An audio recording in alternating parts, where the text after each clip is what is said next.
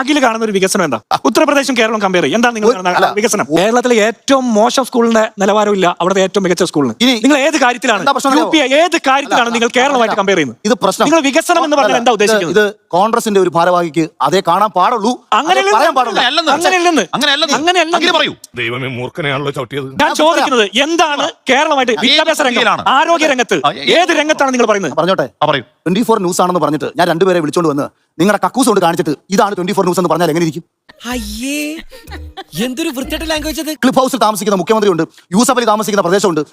ഞാനിപ്പോ ഈ സമയത്ത് ഒരു പാവങ്ങൾക്ക് വീഡിയോ കൊടുത്തു. 7 പെണ്ണുങ്ങൾ ഒരു ചെറ്റക്കുടി കിടക്കുക. ഞാൻ ക്യാമറ കൊണ്ടുപോയിട്ട് ഇതാണ് വി ഡി സതീശന്റെ കേരളം എന്ന് പറഞ്ഞിട്ട് തൃക്കാക്കരയിൽ 7 പേർ താമസിക്കുന്ന ഒരു ഷെഡ് കാണിച്ചു കൊടുത്തു. അതിനാണ് കേന്ദ്ര